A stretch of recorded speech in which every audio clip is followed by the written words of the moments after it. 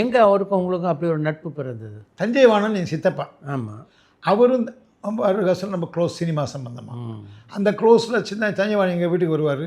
அப்போ இவரும் வருவார். எல்லாம் ஒரே வீட்டில் சாப்பாடு ட்ரிங்க்ஸ் எல்லாம் இந்த எல்லாம் டின்னர்லாம் சாப்பிடுவோம். அப்படி நல்ல பரிச்சயம். அப்போ என்னை பற்றி ஒரு டிடெக்டிவ் சீரியல் பண்ணுறதுக்கே முயற்சி பண்ணார். நீங்களே நடிக்கிறதா இருந்தீங்களா? என் கூட நடிக்கிறதுக்கு ஒரு பொண்ணை போட்டார் இருந்தார். அந்த பொண்ணு எனக்கு அவ்வளோ பிடிக்காமல் வேறு பொண்ணு போடுங்களேன்னு. அது அவருக்கு பிடிக்கலை. நான் தான் ஃபுல்லாக டைரக்ட் பண்ணுறேன், நீங்கள் வந்து சொல்கிறீங்க. எனக்கு இந்த சினிமா தொழில் பற்றி ஒன்றும் தெரியாது. அந்த பீரியடில் நான் போய் நான் உங்கள்கிட்ட சொன்னேன்னா உங்களுக்கு பிடிக்குமா அந்த மாதிரி ஆகிப்போச்சு. அதெல்லாம் அப்போ முன்னாடி பண்ணது.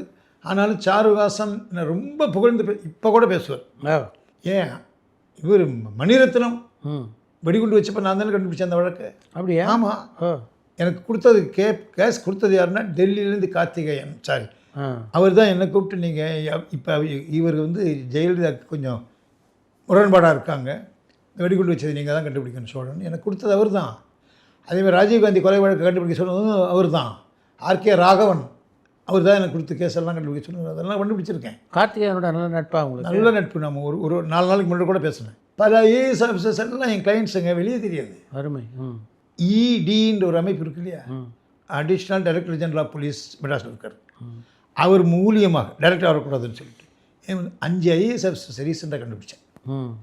அவங்க பண்ண தப்புகளை உங்களுக்கெல்லாம் தெரியும், இன்றைக்கி இருக்காங்க. போல்டாக சொல்கிறேன். இப்போ 5 ஐஏஎஸ் ஆஃபீஸர் அப்படின்னா ஐஏஎஸ் ஆஃபீஸர்ஸே சக்தி வாய்ந்த நபர்கள்.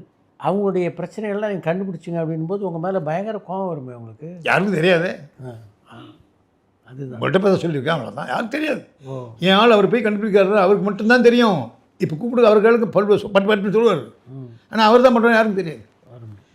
என்ன மைனூட்டாக சென்சிட்டிவாக பண்ணுறோன்றது தாங்க முக்கியம். அதுதான் மூளை. Super intelligence.